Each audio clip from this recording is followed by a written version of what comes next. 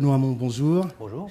En perspective des élections présidentielles de 2012, les Français d'origine africaine marquent leur adhésion aux valeurs de la République et expriment leur inquiétude. Cette inquiétude se manifeste par un mouvement qui s'appelle le MAF. Le MAF étant le mouvement des Africains français, amené alors par Calixte Beyala, que l'on ne présente plus. Voilà ce qu'ils disent. Ils disent « Nous sommes les Africains français, nous aimons la France, nous aimons aussi l'Afrique, qui en tant que berceau de l'humanité représente à nos yeux nos racines, à tous, Français d'origine africaine ou Français de souche. Nous aimons également notre diaspora installée aux Antilles, sur le territoire d'outre-mer et un peu partout dans le monde. Nous sommes un tout indissociable. » Qu'est-ce que cela vous inspire? Honnêtement, plusieurs choses, parce que je pense que c'est un message à tiroir. Si l'humanité est un tout indissociable, nous sommes d'accord. Encore que on va rentrer dans des grands débats philosophiques sur l'individu et sa place dans l'humanité, l'idée qu'on se fait du progrès collectif ou pas. Mais c'est pas... donc ça, je veux bien qu'on en discute. Et puis dans les messages à tiroir, je crois qu'il y a surtout la volonté, si je comprends bien, d'organiser les Français d'origine africaine. Pour pouvoir peser sur les élections présidentielles. Pèse dans le débat public. Moi, avant de savoir ce que j'en pense, il faut connaître les revendications. Alors, je vais anticiper sur ce qui pourrait me paraître un sujet. Non, mais un sujet où ce qui pourrait être une revendication, ou en tout cas une thématique aujourd'hui, c'est que... Une proposition non, je vais vous dire comment moi je vis un certain nombre de sujets. Moi, lorsque je m'étais rendu sur les Champs-Élysées lors de la Manif Guerlain. On reviendra dessus. Mais je vais vous dire ce que j'ai ressenti à ce moment-là. D'accord. J'ai pu mesurer une chose, c'est quelque chose que j'avais totalement sous-estimé, c'est personnel. Pourtant, plein d'occasions à discuter. C'est l'étendue du malaise exprimé par un certain nombre de Français noirs, de couleur de peau, noirs, et qui ressentaient à travers leur expérience, leur vie, le sentiment aujourd'hui qu'à la fois la République ne parvenait plus à honorer sa promesse d'égalité, mais que de surcroît, il y avait de fait des formes de discrimination structurelle qui empêchaient et la diversification des élites et une approche, on va dire, de la diversité culturelle, du multiculturalisme, qui était à leurs yeux... on va dire, le message est un peu grossier, je résume, mais il aurait été insupportable. Et du coup, j'ai essayé de réfléchir à ces interpellations. C'est des interpellations extrêmement fortes vis-à-vis de la gauche, notamment parce que la gauche se revendique comme le camp à la fois du progrès et de l'égalité. J'ai essayé à juste cause ou pas? Oui, à juste titre, parce que elle est historiquement associée à ce combat-là, et que les plus grands progrès en matière d'égalité ont été faits quand la gauche s'est battue pour cela, quand elle a exercé le pouvoir, ou alors quand elle a pesé par le mouvement social. Donc incontestablement, c'est le camp de l'égalité, ce qui ne veut pas dire qu'elle est à la hauteur du combat qui est le sien tout le temps. C'est un autre sujet. Mais du coup, j'ai essayé de réfléchir à ces questions, assez modestement, dans mon coin. On reviendra dessus, Benoît, mais pouvez-vous nous dire ce que le MAF vous inspire? Mais je ne connais pas le MAF. Je n'ai pas une phrase d'une dirigeante, je ne peux pas vous dire ce que ça oui, mais le fait qu'un certain nombre de personnes, aujourd'hui, qui se sentent presque exclus de la nation, se rassemblent finalement pour pouvoir peser sur la question présidentielle, enfin, je veux dire politique, c'est ça la question. Oui, mais je veux bien, mais pour en savoir un peu plus, il faudrait que je lise et que je sache un peu plus qu'une citation. Il n'y a pas que il y a des regroupements, il en existe plein. Et si aujourd'hui il n'y a pas qu'un mouvement qui résume ce que pourraient être les revendications, les aspirations des Français, ou d'origine africaine, ou de couleur noire, ou d'origine maghrébine, ou quelles que soient leurs identités. Voilà, donc je veux bien parler, mais je veux parler de ce que je connais, ce que je lis, etc. Ce que je sais, c'est pour ça que vous m'avez interrompu quand je voulais vous dire quelque chose d'important. Allez-y, je suis désolé. Non, mais pour m'être intéressé à une question qui on va dire, m'occupait pas autant qu'elle peut m'occuper aujourd'hui. Parce que je pense que je l'avais sous-estimé. Je vous disais tout à l'heure, il y a une lettre que j'ai lue grâce à, on va dire, elle m'est tombée dans les mains parce que j'ai lu le bouquin de Durper qui s'appelle Black Revolution, où il met en parallèle deux textes. Le texte, François Durper, le texte de Césaire quand il quitte le PC, et il écrit une lettre à Maurice Thorez, et le dernier discours de Malcolm X. C'est assez intéressant parce qu'il revisite son engagement, etc. Il revoit un certain nombre de questions, y compris les rapports qu'il a pu avoir avec ses engagements précédents. Et les deux textes sont assez intéressants, mais ce qui m'a, moi, plus intéressé, c'est le texte de Césaire, où il dit, ce qui pour quelqu'un de gauche, c'est pas rien, il dit la question sociale, ou à travers la question sociale, c'est-à-dire le fait que la gauche a toujours considéré en gros que l'émancipation des travailleurs se faisait dans le rapport de force capital-travail. Et en gros, Césaire dit, nous sommes de gauche, nous pensons qu'il faut libérer l'ouvrier de la domination du capital, mais même une fois l'ouvrier libéré de la domination du capital, subsistera la domination du blanc sur le noir et de la société coloniale sur les peuples qu'elle a colonisés, et vous ne pouvez pas diluer la question raciale, ou on va dire la question de la domination du blanc sur le noir à l'intérieur de la question sociale. C'est en gros à peu près le raisonnement qu'il fait. Et je pense qu'il a raison. Je pense qu'il a raison, et qu'en tout cas, on ne peut plus s'en tirer en disant le racisme disparaîtra dès lors qu'on aura libéré les travailleurs et qu'ils seront tous égaux en capacité de peser sur leur destin. Je pense que cette question-là, c'est-à-dire la question aujourd'hui qui existe d'un sorte de préjugés raciaux, d'une forme de culture de la domination de la société blanche sur le reste du monde, de lecture de l'histoire du monde à travers aujourd'hui ce qui est notre propre histoire. En clair, on ne regarde l'histoire de l'Afrique qu'à partir du moment où elle a été en contact avec l'Europe, ou on ne regarde l'histoire de l'Amérique latine qu'à partir du moment où elle a été en contact avec la colonisation. Je pense que ces questions-là sont des questions centrales. C'est pour ça que moi je m'intéresse à ce qu'on appelle le mouvement de l'histoire globale, c'est-à-dire aujourd'hui, qui est un mouvement qui s'est développé chez bon nombre d'historiens, qui essayent maintenant de mettre en parallèle des trajectoires, et que le regard que l'on porte sur l'histoire du monde ne soit pas juste en fonction de ce que nous sommes européens, et je pense que c'est une question qui est une question importante. Mais du coup, je réfléchis à la manière dont on doit associer des grands principes, qui sont ceux de l'égalité, et et l'égalité républicaine, et l'égalité républicaine, j'y reste attaché, et la manière dont on prend en compte le multiculturalisme, un certain nombre une approche qui est une approche qu'on a guère développée jusqu'ici, et sur lesquelles, moi, je reconnais que je tâtonne. Et je pense qu'on va encore tâtonner quelque temps. J'ai essayé de travailler sur cette question-là dans mon dernier bouquin, en tout cas d'y réfléchir, de poser ça par écrit, et de dire que c'est vrai que c'est une question sans réponse auquel la gauche n'a pas porté beaucoup de réponses. Vous travaillez dessus de quelle manière? Est-ce que vous vous rapprochez des personnes intéressées, enfin des personnes même dont il est question? Est-ce que vous avez un espace d'échange avec ces personnes-là? Il y a plein de gens. Oui, mais ce que je veux dire, c'est que si par exemple vous travaillez sur l'image de la France aujourd'hui, à savoir avec la question multiculturelle, il y a des Maghrébins qui sont là, il y a des Noirs qui sont là, il y a une histoire, il y en a qui arrivent un petit peu de partout. Est-ce que quand vous réfléchissez sur cette vision globale de la France, par exemple à travers le bouquin qui sortira bientôt, quand vous réfléchissez dessus, est-ce que cela résulte par exemple d'un espace d'échange que vous avez avec des personnes qui sont donc originaires des Français d'origine africaine?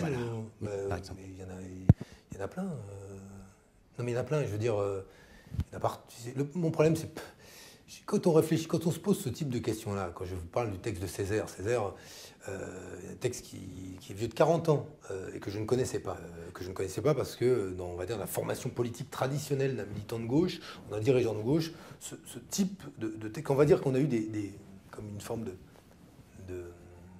de cloisonnement de nos réflexions. Aujourd'hui, ces réflexions se mêlent, et quand je redécouvre des textes, quand on s'intéresse à des formes de littérature aujourd'hui auxquelles on ne s'intéressait pas, quand moi je découvre, alors que je suis historien de formation, l'histoire globale, qui est aujourd'hui un mouvement de recherche en matière d'histoire qui existe, qui a quelques années, mais avec lequel aujourd'hui, en tout cas moi je prends contact, en tout cas je découvre les travaux. On parle avec des textes, on parle avec des individus, on parle avec des mouvements politiques, on parle avec des associations, mais ce qui devrait être le lot quotidien d'un dirigeant politique. Après, oui, si la question est, mais moi, vous savez, je me méfie. Une chose, c'est que je me méfie des représentants autoproclamés des communautés. D'accord. Donc, moi, je suis pas représentant, je suis breton, je ne suis pas représentant des Bretons. Il n'y a pas un Breton qui va penser que je suis porte-parole des Bretons. Pourtant, je pourrais leur dire, écoutez, de là où je viens, De tout ce que j'ai mesuré dans ma généalogie, j'ai pas un nom breton. On a recherché l'arbre généalogique, je suis un pur 100% breton. Peuple de marins, dit-on, etc. Je pourrais, mais il n'y a pas un breton qui me considère comme son porte-parole. Et je ne me sens pas du tout porte-parole de ça, et d'ailleurs je ne le revendique pas. Et c'est pour ça que... Je ne pense pas non plus que les Bretons soient beaucoup plus victimes d'une certaine forme de discrimination. Oui, mais eux, vous ne le direz pas comme ça. Si vous parlez aux représentants autoproclamés du peuple breton, qui mettent ça sur des sites internet, ils vous disent, eux, qu'ils le sont.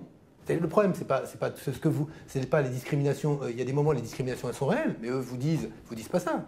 Vous allez sur les sites nationalistes bretons, ils vous diront l'État français nous opprime, il nous empêche de parler notre langue, il nous empêche de développer notre culture, etc. Vous savez ce que c'est la dernière polémique en date en Bretagne ? Dites-nous tout. C'est que le champion, un sonneur, vous savez, un sonneur en Bretagne, c'est les champions de biniou et de bombarde.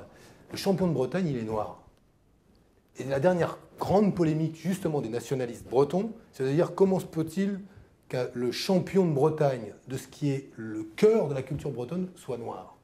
Pourquoi est-ce qu'il est noir ? Parce que c'est un enfant adopté, qui vient de Colombie, donc un descendant d'esclaves, et qui est en Colombie, qui a été adopté, qui est effectivement noir, mais breton culturellement, fondamentalement, et qui est devenu champion de Bretagne. Et pour vous dire que eux, ces nationalistes-là, eux, ils se sont opprimés. Ils se sentent envahis. Ils se sentent envahis, pas parler. En l'occurrence, le problème pour eux, c'est pas tant... alors, ils vont instrumentaliser la problématique de l'immigration, comme toujours, avec des thèmes classiques qu'on retrouve toujours dans ce discours, qui est un discours de repli sur soi. Mais leur problème... Alors, évidemment, je ne le compare pas. Je veux juste dire que dans leur tronche à eux, ils se sentent opprimés. Et ce qui ne veut pas dire que, en l'occurrence... Les oppressions sont pas réelles pour les Bretons, en l'occurrence pour ces types-là, c'est pas le sujet. Après, les discriminations sur les Noirs, elles sont réelles. En France, les discriminations à l'égard des Français d'origine maghrébine, elles sont réelles. Elles sont réelles, pourquoi ? Parce que ce sont des discriminations politiquement aujourd'hui revendiquées, au plus haut sommet de l'État. Quel est le cap que nous avons franchi dans les 10 dernières années ? Le fait qu'il y avait un discours politique qui était jusqu'ici, on va dire, cantonné à la périphérie, qui est un discours de stigmatisation de l'islam, un discours anti-immigré, un discours, on va dire, de stigmatisation des pauvres, etc., qui était le discours de l'extrême droite, qui est un discours qui, aujourd'hui, trouve des relais dans les politiques mises en œuvre par le ministre de l'Intérieur, dans les déclarations de son prédécesseur Brice Hortefeux, condamné pour racisme, mais qui n'a jamais démissionné, qui a été ensuite changé, mais jamais démissionné. Il n'y a pas une démocratie occidentale où un truc pareil, on peut moquer les États-Unis ou l'Angleterre, mais un ministre de l'Intérieur qui fait ça, il ne tient pas une semaine. En France, il n'a pas tenu une semaine, il a tenu des mois. Et aujourd'hui, on vous explique que le ministre de l'Intérieur, que l'essentiel de l'échec scolaire, c'est lié à quoi ? Aux enfants d'immigrés. Ce qui est totalement en plus invalidé par les études qui ont été faites sur les résultats scolaires. Mais bon, bref, ou qui sont en général d'autant plus mauvais qu'on est dans une famille qui est une famille nombreuse, socialement en difficulté, où les parents n'ont pas le temps de s'occuper de vous. Plus vous êtes pauvre, plus c'est difficile de réussir. Mais ça n'empêche pas certains de réussir. Et quand on regarde dans le détail, c'est totalement invalidé que ce sont particulièrement les enfants d'immigrés qui réussissent le moins. C'est clair que quand vous ne parlez pas la langue au début, c'est plus difficile que quand vous maîtrisez la langue, etc., etc. Bon, bref. Mais ce discours-là, qui était hier cantonné, il y a 10 ans, à la marge... Et aujourd'hui officiel. Officiel, en tout cas, ils trouvent des relais qui sont des relais. Alors, ils ne vous diront pas ça. Ils vous diront, mais bien sûr que non, on combat le Front National, etc. Moi, j'observe que quand il y a eu des seconds tours des élections cantonales, il y avait le PS contre le Front National, l'UMP a refusé de choisir. Vous vous souvenez de ça ? Ils ont refusé de choisir. Et nous, on a même si c'était Sarko, Nicolas Sarkozy, le président de la République, on a dit qu'il faut quand même voter UMP face au Front National. Et je peux vous dire que Dieu sait que ça nous coûtait de le dire. Ben bon. Donc ce que je veux dire, c'est que... Est-ce que vous voulez insinuer que le Parti socialiste est plus républicain que l'UMP, par exemple ? Je pense qu'il est plus fidèle aujourd'hui aux valeurs de la fondatrice de la République qu'aujourd'hui l'UMP. Ouais. La République, c'est... je ne dis pas que le parcours, l'histoire du Parti socialiste l'a amené à être exemplaire à chaque fois. Mais je dis qu'aujourd'hui, dans son projet, il est incontestablement plus fidèle à l'idéal républicain que ne l'est l'UMP. D'accord. Pour rebondir sur les propos racistes de Jean-Paul Guerlain en octobre dernier, au sujet des Noirs, Bien sûr, ce qui a occasionné, bien sûr, cette démarche, ce rassemblement devant le magasin Guerlain, rassemblement auquel vous avez participé. Je me suis fait chahuter. Avez-vous eu c'était quand même assez fort hein, que vous soyez là. Avez-vous eu le feu vert de Martine Aubry à ce moment-là? Parce que c'était... Alors, je vais vous dire exactement comment ça s'est passé. J'ai décidé d'y aller et je lui ai dit j'y vais. Et elle n'a rien dit Elle a dit tu as raison d'y aller. D'accord. Mais quand j'y ai été, d'ailleurs c'est là que c'est... Je vais être très honnête avec vous, j'en ai pris plein la tête. Voilà, parce qu'en fait c'est scandaleux au XXIe siècle, vous, votre génération, on est de la même génération, c'est scandaleux qu'on soit dans une espèce de négrophobie permanente. C'est scandaleux. Voilà. Qu'est-ce que ça veut dire? C'est pas ça ça m'a pas gêné. On a bien vu que c'était pas évident pour vous. Non mais c'est pas en plus il y a des gens qui m'ont pris comme ça et il y a des militants socialistes qui étaient là qui m'ont dit enfin tu viens, et là j'ai compris qu'il y avait des trucs que j'avais pas vus monter. Bon, il y en a d'autres qui m'ont fait, parce qu'ils sont militants politiques par ailleurs, c'est pour ça que je fais, tout à l'heure je vous dis les représentants autoproclamés, je me méfie parce que je vais avoir 10 personnes en face de moi, je sais pas qui est quoi. Il y a des gens qui sont qui entre eux ne sont pas du tout d'accord. Et parfois tous m'ont dit la même chose, c'est pas enfin, ou alors m'ont engueulé, etc. Mais je vais pas discuter de la même manière avec un représentant d'un mouvement politique dont je vais combattre les objectifs fondamentaux, et un autre qui m'engueule sincèrement. Et j'ai pas du tout peur des engueulades. Et je veux dire, mais j'ai compris qu'on était sur quelque chose où franchement, là, je le dis, je reconnais, on est passé au travers, nous. C'est ce que j'ai essayé de dire tout à l'heure. Est-ce que depuis le Parti Socialiste a travaillé sur cette question? Il travaille, mais il faut reconnaître que cette réflexion-là, c'est une réflexion qu'il faut... moi, je ne vais pas me contenter de slogans. C'est-à-dire qu'il faut travailler, justement, sur le fond. Le fait, comment est-ce qu'aujourd'hui on articule une forme de multiculturalisme avec l'idéal républicain, c'est pas aussi simple. Je vais prendre un exemple. Au Texas, ils ont abandonné la discrimination positive. Pour faire quoi? Leur objectif, c'est de diversifier les élites. En disant, qu'est-ce qu'on regarde aujourd'hui dans la société française? C'est qu'en gros, les élites, elles se reproduisent entre elles. Qu'on voit très peu de fils d'ouvriers, très peu de noirs, très peu dans les élites, sauf à ce qu'on en choisisse quelques-uns. Et après, on dit, mais vous voyez, ça marche. Et on a un préfet d'origine maghrébine, on a un chef d'entreprise, là, noir, etc. Formidable, 3 journalistes. Et on va vanter, faire propagande pour le système. Mais en réalité, on voit que, pour l'essentiel... rien ne bouge. Pas grand-chose ne bouge. Moi, j'appartiens en quelque sorte à une forme de minorité invisible dans le paysage politique. C'est que fils d'ouvrier, sans gros diplôme, la place que j'occupe, elle est assez rare. C'est-à-dire qu'on n'est pas nombreux à être dans cette situation-là. Mais ce que je veux dire, c'est que maintenant, la réflexion, c'est comment est-ce qu'on change ça? Comment est-ce qu'on diversifie les élites? Et comment on fait en sorte qu'il y ait davantage en gros, que les élites soient plus représentatives de la société et de sa mosaïque sociale comme de sa mosaïque culturelle. L'idée qu'a développé le Texas, c'est de dire, on ne fait plus des quotas d'Afro-Américains ou de Latinos, on met en place un système d'accès on va dire, à l'enseignement universitaire, aux grandes universités sélectives, qui est fondé sur, on prend les 10% des meilleurs élèves de chaque établissement secondaire. Et on leur dit, à eux, vous avez accès de droit aux filières sélectives. Eh bien, moi, je pense qu'il faut qu'on fasse exactement pareil en France. Je pense qu'il faut dire que toutes les filières sélectives, où vous ne rentrez pas automatiquement à l'université, vous inscrivez, vous rentrez de droit. Mais toutes les filières qui supposent un examen du dossier ou un concours, etc. Eh bien, que les 10% des meilleurs élèves de lycée, de la plaine de Neauphle-la-Trappe, c'est un machin, non, je sais pas quoi, Matisse à Neuilly ou Kérichen à Brest, d'où je viens. Il y a aussi Matisse à Trappes. Oui, mais je dis Matisse, je ne peux pas mettre que des lycées de Trappes, ça va être un peu curieux. C'est pour ça que je dis Matisse, mais ailleurs.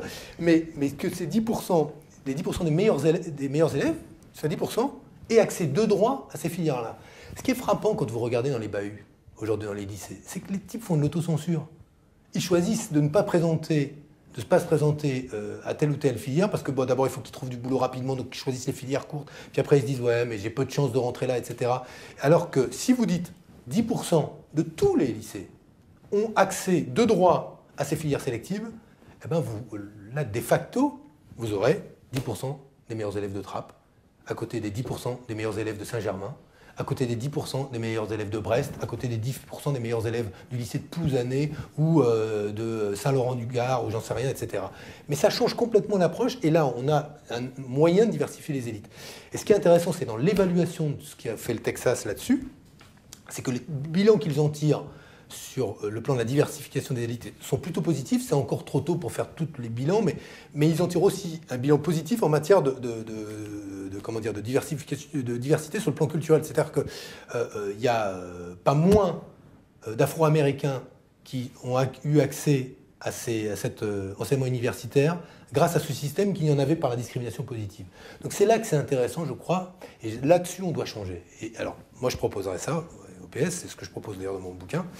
Ça va faire débat, mais moi je pense que pendant la présidentielle, il faut une mesure concrète comme celle-là. Il faut qu'on dise, nous voulons diversifier les élites. Pour les diversifier, il faut dire, voilà, les meilleurs de chaque bahut, de chaque lycée, où qu'ils soient, c'est ça l'égalité, ont accès de droit aux filières sélectives. Que les filières sélectives, ce ne soit pas pour 80% des élèves de Neuilly et 1% des élèves de Trappes, comme c'est le cas aujourd'hui, pour faire vite. C'est très bien. Vous parlez de ce point-là qui doit être abordé pour les élections présidentielles. Il y a tout un autre point aussi que nous souhaiterons aborder, vont être mis au jour pour les questions présidentielles. Par exemple, le rapport que la France a avec l'Afrique aujourd'hui. Enfin, justement, par rapport à ça, quel est le rapport que la France prévoit d'avoir avec, ou surtout le Parti socialiste, prévoit d'avoir avec l'Afrique aujourd'hui? Parce que ça dépend des États africains, par ailleurs. Non, mais ce que je veux dire, c'est que si le MAF, le mouvement des Africains français aujourd'hui, se monte, cela est pratiquement se fait au lendemain des difficultés que rencontre la Côte d'Ivoire avec la situation post-électorale, et un certain nombre de personnes encore ici en France estiment que la démarche de la France a été très mal entreprise, et surtout par le chef de l'État. Est-ce que le Parti socialiste d'ailleurs dans cette démarche a été consulté ou pas?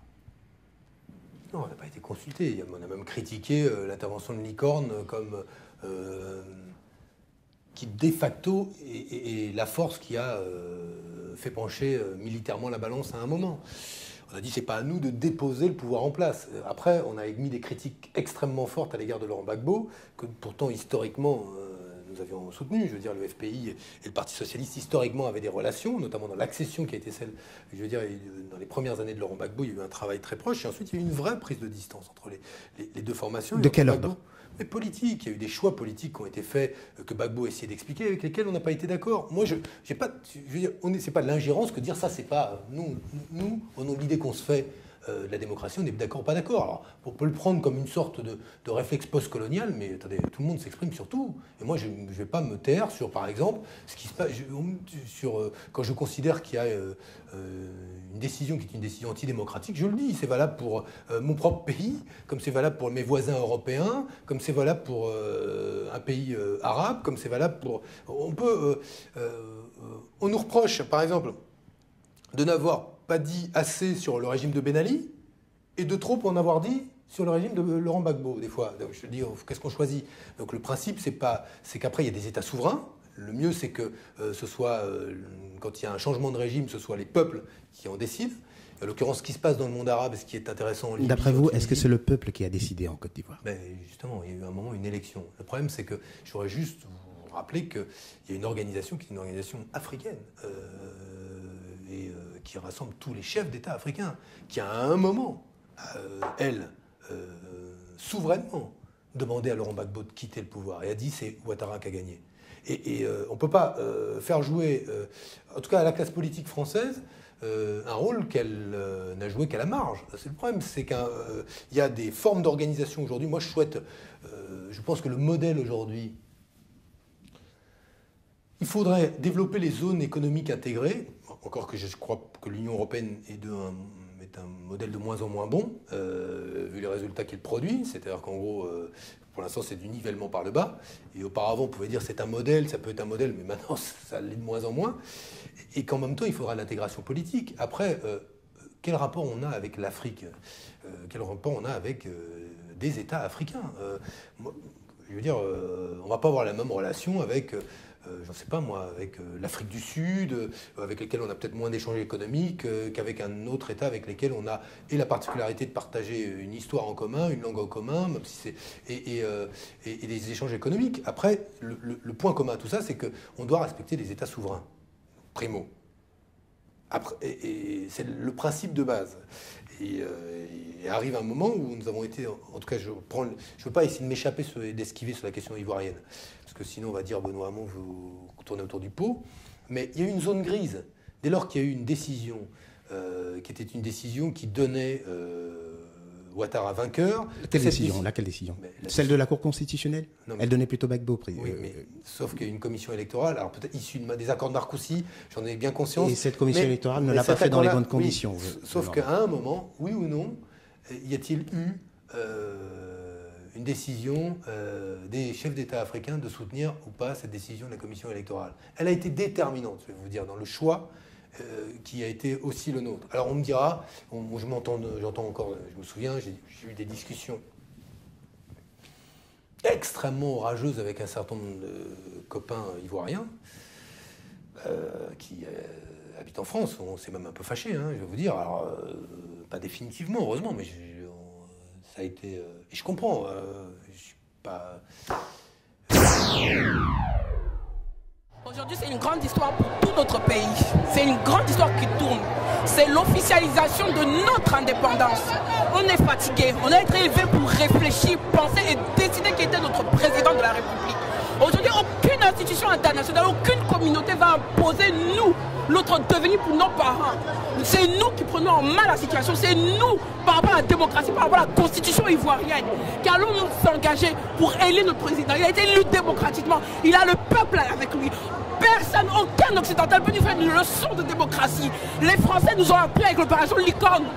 Ce qu'était la guerre, ils ont appris beaucoup de choses aux autres pays africains. Aujourd'hui, nous, la jeunesse, la française de la diaspora ivoirienne, là, on est là, on soutient nos frères, on soutient tous ceux qui sont en Côte d'Ivoire de garder le coup. Toute révolution se fait dans le malheur et dans la douleur. Mais la grandeur d'un homme, quelqu'un qui a la vision pour son pays demain, là, c'est cet homme-là qui est aujourd'hui. Personne ne le comprendre, personne ne peut le comprendre, mais nous, ces enfants, on le comprend et on le suit. C'est ce que j'avais à dire. Merci beaucoup. Avoir l'impression que les choses se jouent ailleurs que chez vous, être certain que votre camp a raison. J'ai pas à juger. Donc d'après vous, c'est l'Union européenne. J'ai pas à juger les militants qui m'ont engueulé. Par contre, je pense à un moment, voilà, il aurait fallu que ou très tôt on revote, ou alors que Gbagbo s'en aille et qu'il évite ce conflit qui a été un conflit. Ou alors qu'on refasse le comptage, par exemple. Ouais, mais c'est comme ça s'est fait un petit peu partout. Ouais, mais j'observe que en Haïti, ça aurait pu être fait beaucoup quand Laurent Gbagbo a choisi de reproposer le comptage. Si mes souvenirs sont bons, on était déjà très très tard, quoi. Voilà. Il se faisait très tard. D'accord. Mais je veux dire honnêtement, pardon.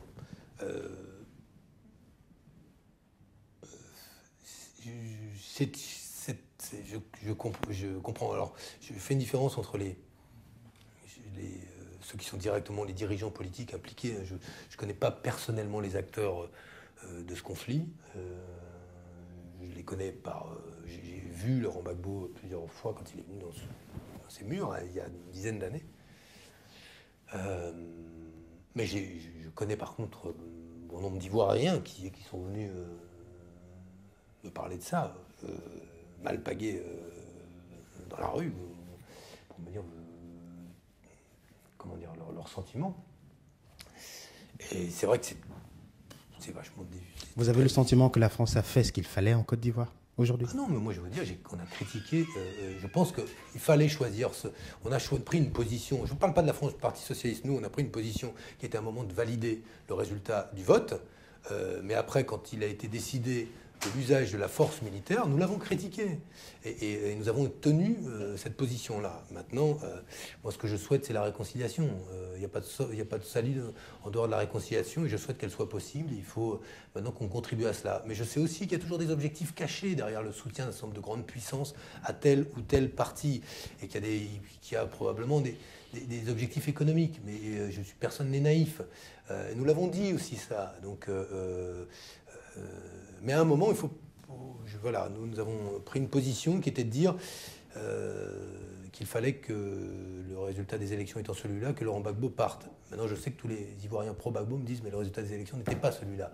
Et ils me disent mais Ouattara avait triché. Mais il y avait aussi, tout le monde avait triché. Donc voilà. Et, écoutez, maintenant on en est là. S'il y avait un dernier message à passer qui à la population, à la communauté noire et leurs amis qui peuvent... Vous savez qu'il y a plein de noirs qui diront mais moi je me sens pas... je suis noir mais je me sens... C'est pour ça, s'il y avait un message à passer à tout le monde, à la... voilà. Que le diriez-vous? message, c'est que moi je désespère pas. Ce qui ne veut pas dire qu'il ne faut pas s'engueuler et débattre. Mais je ne suis pas désespéré. Voilà, je ne désespère pas. Voilà. Benoît Hamon, je vous remercie. Merci à vous.